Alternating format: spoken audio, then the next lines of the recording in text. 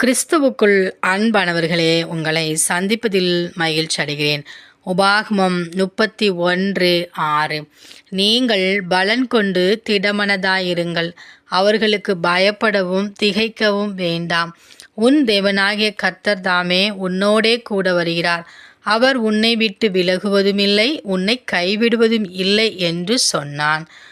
பிரியமானவர்களே, மோசே இஸ்ரவேல் ஜனங்களை நோக்கி, நம் தேவனாகிய கர்த்தர் நம்மை விட்டு விலகவும் இல்லை கைவிடவும் இல்லை என்று சொல்லி இஸ்ரவேல் ஜனங்களை ஆற்றி தேற்றி அனுப்புகிறார். அதே போன்று நம்முடைய தேவனும் நம் ஒவ்வொருவரையும் பார்த்து, நான் உன்னோடு இருக்கிறேன், நான் உன்னை விட்டு விலகவும் இல்லை உன்னை கைவிடவும் இல்லை என்று சொல்லி நம் ஒவ்வொருவரையும் பார்த்து சொல்கிறார்.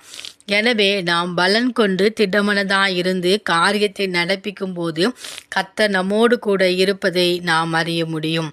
பயத்தை கொடுப்பது பிசாசுடைய வேலை, தைரியத்தை கொடுப்பது தேவனுடைய கரம். எனவே ஒவ்வொரு நாளும் அந்த கரத்தின் நிழலிலே நாம் காணப்படும் போது தேவனாகிய கர்த்தர் நம்மோடு கூட அவர் தென்படுவார். சத்துருக்களுக்கு அவர் எதிரிட்டு நிற்பார். அதற்கு நாம் செய்ய வேண்டியது அதிகாலையிலே ஜெபமும் வேத வாசிப்பும். வேதத்தை வாசித்து ஜெபித்து அவருடைய பாதத்திலே நிற்கும் போது கர்த்தருடைய கரம் நமக்காக நின்று யுத்தம் செய்யும். அவர் பயங்கரமான பராக்கிரமசாலியாய் நமக்காக கடந்து வருவார். எனவே நம்மை விட்டு விலகாத தேவனை அதிகாலையிலே தேடி அவரை கண்டடைவோம்.